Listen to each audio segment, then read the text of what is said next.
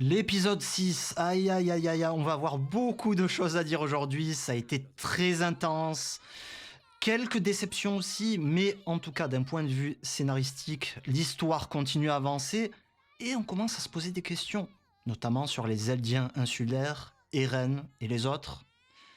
Où est le bien? Où est le mal dans toute cette histoire? On va en parler aujourd'hui, c'est parti. Bienvenue sur la chaîne de Reggie. Laisse un petit like si t'apprécies la vidéo. Salut tout le monde, bienvenue, c'est Reggie. Comme tous les dimanches, on se retrouve pour la review, l'analyse de SNK. Merci, vous êtes de plus en plus nombreux et vos likes aident beaucoup, donc continuez vraiment. L'objectif de cette chaîne, c'est de réfléchir avec vous, d'aller plus loin, pas simplement regarder un animé ensemble, mais de réfléchir et d'essayer d'en sortir grandi, de tirer les leçons de l'œuvre d'Hajime Isayama. Aujourd'hui, j'ai un lourd programme à vous présenter, on va commencer par ça. Cette scène, qui devait se dérouler dans l'épisode 5, se présente maintenant. Et je trouve que ça, c'est une réussite. Parce que ça colle bien. Willy Tybur décède à la fin de l'épisode précédent, et bam, flashback maintenant, pour lui donner un certain crédit, comprendre le personnage, ses raisons, avoir, je vais pas dire de l'affection pour lui, mais quand même le voir davantage comme un humain. Il avait une famille, des enfants, une épouse. Voilà. Je trouve que ça, c'est judicieux, c'était mieux de mettre cette scène ici. Maintenant, je vais répondre à la question d'un abonné, tiens. Je comptais le faire à la fin de la vidéo, mais je vais le faire maintenant. Merci pour ton commentaire, Victor Lambert, qui demande pourquoi Willy a laissé faire cette attaque. Bah écoutez, je vais le répondre. Je vais te répondre plutôt. Willy, on l'apprend maintenant, était au courant de cette attaque. Avec Magat, ils en parlent, mais ils ont été pris de court. En fait, ils se sont rendus compte qu'il y a des infiltrés chez eux qui tapent à leur porte. Et ils ont été pris de court, du coup, maintenant, ils trouvent qu'une seule solution, c'est de laisser faire cette attaque. Déjà pour décimer toute l'armée, comme ça Magat va devenir maréchal, il pourra tout refonder à zéro, et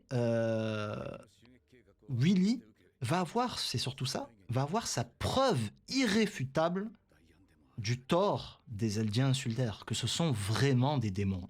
Voici la preuve pour vous, les journalistes, les médias du monde entier, les dirigeants, ils sont servis sur un plateau. Et du coup, la propagande de Tybur va être effective, va être efficace comme jamais. Voilà son objectif. Je pense que c'est clair avec le dialogue. Je voulais revenir là-dessus, c'est très important, et j'avais omis de le dire dans la précédente vidéo. Alors, sans plus attendre, on va parler du charisme des personnages. Et bien évidemment, là, on en a plusieurs dans cet épisode. Eren, Levi, Mikasa, et j'en passe. Ces personnages qui ont vieilli, grandi, mûri, ils sont ultra charismatiques et je vous le dis, l'émotion était là. À l'époque, lorsque ça sortait avec le manga papier, on attendait ça avec impatience et on était excités à l'idée de les voir 4 ans plus tard. Et j'avais envie de parler de cette notion-là parce que je pense que la popularité d'Eren va exploser. Regardez sur les réseaux sociaux, la semaine dernière, son nom était en tendance sur Twitter. Je pense que cette année, je vais arrêter quand même. Cette semaine, ça va être encore plus le cas. Et vous savez, en ce moment, j'écris ma propre histoire que j'espère vous proposer un jour sur cette chaîne. Et justement, j'aime bien faire ça, réfléchir, me mettre à la place de l'auteur, essayer de comprendre ce qu'il voulait présenter, quels sont ses objectifs, ses techniques. Donc je vais vous dire, pour commencer cette vidéo, comment on construit un personnage charismatique. Eren rentre dans cette cour très fermée des personnages badass comme Mikasa et Levi. Il est au même rang qu'eux à partir de maintenant. On voit un gros changement quand même, comparé aux premières saisons. Donc comment il a fait l'auteur? Eh bien déjà, c'est créer un personnage qui nous surprend. Comme Levi à la fin de l'épisode, qui débarque, qui surgit d'un coup, qui est efficace, fort. Voilà, ça c'est ce qui le caractérise depuis longtemps. Ensuite, un personnage intelligent. Et Eren, on le voit dans cet épisode-là. C'est ça le marteau? Ah oui, c'est ça son secret. Tout de suite, il comprend quoi. Donc ça aussi, ça donne une certaine classe. Ensuite, il faut un personnage mystérieux. Alors il y a différentes classes de persos charismatiques, mais on a souvent ceux-là, dans les mangas, les taiseux, les mystérieux. Voilà, hein, regardez, Mikasa, Levi, ce sont des taiseux, ils parlent pas beaucoup, ils agissent. Eren rentre dans cette cour-là encore une fois. Il parle pas beaucoup, il devient très mystérieux pour le spectateur, on le connaît plus, on le reconnaît plus. Voilà, ça rajoute une aura autour de lui, un certain mystère, une certaine obscurité aussi. Et ça nourrit toute cette ambiance, tout ce personnage là, qu'on redécouvre. Donc voilà comment on fait en gros, hein, dans les grandes lignes, et comment Isayama a changé son personnage principal. Alors, on a un instant légendaire au début de l'épisode, je vais un peu avancer. Ah, désolé, aujourd'hui on zappe l'opening. Alors déjà, ce moment, Udo et Sofia qui sont massacrés, ça c'était bien fait quand même dans cet épisode. Les gens qui courent, etc. Dans le manga, c'était un petit peu fait à l'arrache, mais là, vraiment, c'est impressionnant. Et là, c'est une scène que je surkiffe dans le manga papier, mais là, j'ai été un peu déçu. Alors on va la mettre. J'aime beaucoup la porteuse du titan marteau. On en reparlera dans l'épisode suivant, si vous voulez bien. Mais là, je vais vous montrer ceci. Alors, sa formation, elle est pas mal. Comme dans le manga papier, c'est plus détaillé, etc. Et Eren qui frappe tout de suite. Mais là, j'ai hurlé lorsque j'ai lu ça la première fois. Mais l'angle, et tout de suite, ça change. Tout de suite, ça va trop vite. On n'a pas le temps de savourer ça. Et c'est ça qui est un petit peu dommage. Alors oui, dans le manga papier, on est en train de lire, donc on reste figé sur des images, mais j'aurais aimé que l'action soit un petit peu plus ralentie, et surtout l'angle, lorsque Eren la frappe, que ce soit un petit peu plus impactant, quoi. Voilà, moi c'est un passage que je surkiffe, parce que voilà, encore une fois, ça donne la classe à Eren, le mec, il attend pas. T'es en train de te former ? Eh ben allez, bam, tiens, prends ça, et boum, il utilise sa rigidification dans les mains, et il éclate. C'est hyper classe, mais j'ai été déçu de l'adaptation animée de cet instant. Enfin bref, c'est pas dramatique, hein. Tout n'est pas à jeter dans ce combat. La suite est pas mal du combat, notamment Mikasa lorsqu'elle intervient, etc. Mais voilà, une petite part de déception. Alors on continue. L'instant légendaire, ouais, je vous en ai parlé. J'aimerais vous parler de l'excitation. Vous le voyez, je suis un petit peu excité là. Et vous-même, je pense que vous l'avez été. Un petit peu tout le monde l'est, surtout les animés only. Mais comment ça se fait qu'on est excité de voir ça ? De voir des innocents se faire massacrer, des morts. Alors oui, la première explication, c'est la vengeance. Pendant 3 saisons, on a suivi les malheurs de ces personnages-là, les innombrables morts, etc. Et aujourd'hui, ils se vengent, surtout après la saison 2, la trahison de Reiner et de Berthold. À la française, s'il vous plaît, ça y est, c'est terminé. Hein. Ah, c'est pas bon, tu le dis à la japonaise, c'est pas bien. Et ben voilà, j'arrête, vous êtes servis. Pourquoi ? Eh oui, pourquoi ? Pourquoi on est excité par cette situation ? Alors oui, c'est la vengeance, mais je pense que l'auteur, là, essaye de nous mettre mal à l'aise et de nous pousser à tout remettre en question. Tous les personnages et les deux camps. Parce que jusqu'à présent, on se disait les Mars, ce sont les méchants, etc. Les seuls et uniques méchants. Et Paradis, maintenant ? Eh ben là, ils ont fait un massacre. Notamment Eren. Eren a commis un massacre. Et ses alliés arrivent aussi et participent à cette guerre-là. Et la guerre, c'est jamais beau. Donc ils se salissent les mains parce que je vous rappelle que jusqu'à présent, l'attaque des titans, c'était quoi ? Des humains qui œuvraient pour sauver l'humanité et qui affrontaient des monstres, des monstruosités, des titans. On apprend ensuite que ce sont à la base des humains. Donc déjà, notre sens de la morale joue un petit peu des tours. Et là, maintenant, on a ces personnages qui tuent des innocents. Donc là, c'est vraiment terrible et on remet tout en cause. Et c'est volontaire de la part d'Isayama. La guerre, encore une fois, est terrible, je répète. Et on a trop tendance à banaliser ça dans les médias. Alors, la guerre dans tel pays, tant de morts. Dans tel pays, tant de morts. Une explosion ici, tant de morts. Là, avec un animé, ça nous touche, ça a l'avantage de nous toucher un petit peu, nous qui regardons beaucoup ce genre de médias. Et je pense que l'objectif, c'est de nous permettre de réfléchir. C'est pas juste un affrontement de titans et puis c'est tout. C'est d'aller au-delà des choses, et c'est ce que j'essaye de faire dans nos vidéos. Donc ça crée un électrochoc, et on a deux personnages qui nous poussent dans cette direction. Mikasa, la perfecte waifu. On va la voir tout à l'heure, mais elle est là. D'ailleurs, j'aimerais parler d'elle. Comment on peut dire qu'elle n'est pas féminine? Alors certes, les cheveux hyper courts, j'ai jamais trop apprécié, surtout lorsqu'ils sont très très courts. Mais bon, je pense que là, ils ont un petit peu changé par rapport au trailer. C'est pas aussi choquant. Mais ce que je tenais à vous dire aussi, la féminité d'une femme, et dans notre société, ça se perd un petit peu. C'est surtout dans les gestes. Voilà, je pense que vous le voyez tous et toutes dans les rues, des personnes qui parlent grossièrement. Moi, ça me dégoûte tout de suite, hein, une femme qui commence à parler vulgairement et j'en passe, qui hausse le ton. C'est ça aussi, la féminité, pour moi en tout cas. C'est l'affection qu'on voit, l'affection qu'elle a pour Eren, sa sensibilité. Moi, ce sont des choses qui me touchent, donc je réponds à ceux qui disent que Mikasa n'est pas féminine. Oui, elle est féminine, par ses actions notamment, parce qu'elle est sa nature. Et c'est pour ça qu'elle fait craquer tant de personnes. Avec la doubleuse Yu Ishikawa qui double Tsubi dans Nier, un très bon jeu, Nier Automata. Alors, qu'est-ce que je disais? L'électrochoc, Mikasa qui débarque et qui a ses lignes de dialogue très intéressantes. Où est-ce qu'elle est? Oh là là, j'ai perdu ce que j'avais écrit. Voilà, c'est là. Tu viens de tuer de nombreux civils innocents.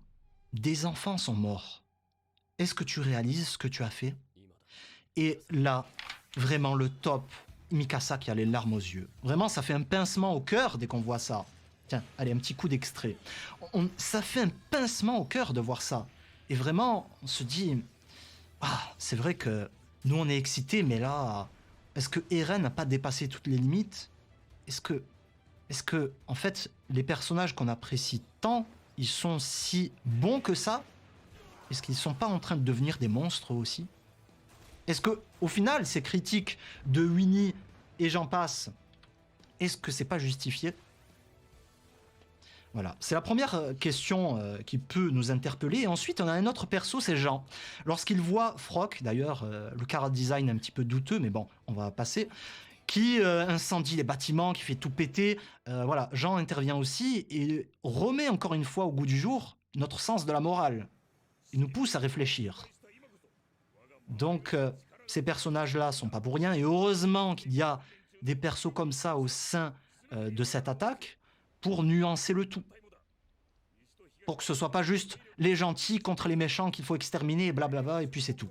Non, c'est pas noir ou blanc, c'est gris. C'est-à-dire qu'il y a une part de bien, une part de mal, partout comme dans la vie. Et moi, vous voyez, même dans mon métier au quotidien, un hors-sujet complet, vous allez comprendre. Il y a des gens, parfois, des clients qui viennent, et je garde mon métier secret, c'est volontaire, qui disent mais vous êtes tous comme ça, vous agissez comme ça, et puis faire des généralités. On appelle ça faire des généralités. Mais j'ai envie de dire, ça ne fonctionne jamais dans la vraie vie, des généralités. Et là, on le voit dans cette œuvre. Les méchants, c'est pas juste un groupe, c'est pas juste les Eldiens, c'est pas juste les Mars, c'est pas juste eux. C'est dans l'être humain, il y a cette notion de bien et de mal. Il y a des vices en chacun de nous. Chez certains, ils sont plus gros que chez d'autres, on est d'accord. Mais voilà, c'est notre nature. Et parfois, on a tendance à diaboliser des groupes, à les mettre à l'écart. Ce sont eux les démons. Et encore une fois, faites la comparaison avec la vraie vie. Donc, c'est perturbant parce que là, avec ces actions-là, on se dit, mais oui, est-ce que ce ne sont pas réellement des démons avec ce qu'ils font, etc. Mais non. Encore une fois, c'est gris. C'est pas noir ou blanc. Il y a des nuances à faire. Vous le voyez avec Jean notamment ici. Bref, donc on s'interroge, où est la limite dans tout ça, au massacre, aux affrontements. Vraiment, l'objectif de cet épisode-là, c'est de tout remettre à plat et en question. En fait, les rôles sont inversés. L'ennemi qu'on suivait pendant les premiers épisodes, ben, on était de son côté, on s'habituait à lui. L'ennemi qui devient du coup une connaissance pour le spectateur. Et là, on voit débarquer ces personnages après 4 ans qu'on ne reconnaît plus, notamment avec Eren. Ils ont vieilli, ils ont mûri. On est un peu pris de court. Sacha, qui tue ces 2 gardes qu'on voyait quelques épisodes auparavant, qui avaient l'air, bon, des gardes de camp encore, hein, attention, mais qui avaient une certaine douceur avec les enfants. Là, ils sont tués sauvagement, sans que Sacha esquisse une seule émotion. Voilà. Vous voyez un petit peu ce que je veux dire? C'est l'objectif de cet épisode-là. Et encore une fois, Eren, froid, insensible, qui réagit pas à tout ce qui se passe.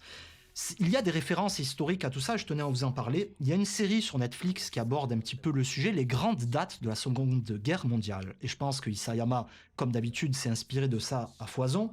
Notamment l'Allemagne qui a bombardé le Royaume-Uni parce que ce pays refusait de se soumettre et de signer un traité de paix. Et du coup, ils n'ont pas bombardé des lieux stratégiques, des entrepôts, des casernes militaires. Non, Londres, ses alentours, des lieux peuplés de civils. Entre 40 et 41, il y a eu des dizaines de milliers de morts. Mais attention, je ne suis pas là pour enfoncer une porte ouverte contre les nazis. Ça a été aussi le même cas chez les Alliés. Les USA, le Royaume-Uni, qui a bombardé la ville allemande de Dresde, qui a été quasiment détruite, en 3 jours, quasiment 35 000 morts environ. C'est hallucinant, avec des bombes incendiaires d'ailleurs, donc ça a été des morts atroces, des gens carbonisés, intoxiqués à cause de la fumée, les incendies qui se propageaient de maison en maison, catastrophique. Encore une fois, le parallèle est là. La notion de bien et de mal avec la guerre est toujours compliquée, c'est toujours préjudiciable d'en arriver là. Et c'est là l'absurdité des relations humaines. L'homme est incapable de gérer la relation avec les autres pacifiquement. Il faut toujours qu'il y ait de la violence. On n'arrive pas à dialoguer, à apprendre à se connaître. On est obligé d'en arriver à l'extrême. Et c'est ça qui est dramatique. Vous voyez ce que je veux dire? Donc, voilà, je pense avoir abordé. On a un autre regard, voilà. On a un regard extérieur sur le bataillon qu'on voit avec les guerriers marts, notamment avec Galliard à la fin de l'épisode. Tout cela nous permet d'avoir une approche différente de cette 4e saison, comme vous le voyez, qui est très sombre d'ailleurs, et c'est volontaire. Donc, c'est un nouveau passage de cette œuvre, et il va y avoir beaucoup de changements. Qu'est-ce que je voulais dire? On va terminer avec Frock, pour ceux qui se souviennent plus de lui, au passage, c'est celui qui voulait sauver Erwin dans la saison 3, je le rappelle, hein, on a peut-être oublié, c'était un personnage un peu secondaire. Il voulait sauver Erwin à la place d'Armin, rappelez-vous. Il voulait qu'on lui donne, qu'on le transforme en titan et qu'il ingère Berthold. Donc c'était lui, ce fameux personnage qui a beaucoup mûri et beaucoup changé. Ensuite, Willy, dans l'épisode précédent, qui tournait sa tête vers la gauche et qui regardait la scène, des personnes sur scène. En fait, il regardait sa sœur. On apprend que la porteuse du titan marteau est sa sœur, d'ailleurs. Et il faisait ses excuses. En gros, c'est mon expiation. Je vais mourir pour t'avoir infligé de prendre ce titan et de voir ton espérance de vie réduite. Voilà, une petite explication que j'avais zappée pour pas spoiler. Maintenant, question, vous me direz dans les commentaires et on va arrêter là. Un truc qui m'a choqué. Attention, vraiment, c'est un gros problème. Cette saison, on va avoir 16 épisodes. Eh oui, le choc. J'ai découvert ça il y a quelques jours avec un article du Monde sur Wakanim, sur l'attaque des Titans et son succès. Et à un moment, 16 épisodes, on nous dit ça. Le studio m'a pas l'annoncé. J'ai regardé sur leur site, j'ai pas trouvé l'info. Est-ce que ça a été mal traduit? Mais en tout cas, ça fait très peur parce que il reste environ 36 chapitres par rapport au manga papier, en 10 épisodes, en sachant qu'un épisode traite 2-3 chapitres au grand max, ça semble impossible. Donc voilà, vraiment ça me fait très peur, je pense qu'ils vont zapper des passages, j'espère qu'on va pas avoir une fin inédite, comme certains mangas, certains animés plutôt. Isayama a toujours été derrière le projet, donc je crois pas, mais à mon avis ça va zapper des trucs, ça va accélérer à mort. Pour arriver à ce timing-là, c'est bien dommage. On aurait dû avoir une saison à 20 épisodes. Ça va un peu bâcler le tout. Et surtout que voilà, cet épisode-là, je m'attendais à ce qu'il aille un peu plus loin. Ça a été un peu lent, je trouve. Donc, c'est un peu... On verra si ça va être confirmé ou pas. Merci de m'avoir suivi. N'hésitez pas à regarder les autres vidéos de la chaîne, à checker, parce qu'il n'y a pas que SNK. On réfléchit sur d'autres sujets ensemble. Donc n'hésitez pas, si vous aimez bien ce que je vous propose dans ces vidéos-là, regardez les autres vidéos, ça pourra certainement vous plaire. Merci tout le monde et à très vite pour d'autres contenus. Merci d'avoir regardé cette vidéo. Si t'as aimé, tu peux apporter ta contribution sur Tipeee. Et sache que certains avantages exclusifs sont disponibles pour les donateurs. Enfin, tu es bienvenu pour participer à la discussion en commentaire et sur les réseaux sociaux. Le programme de la chaîne continue? Alors, à toi de cliquer.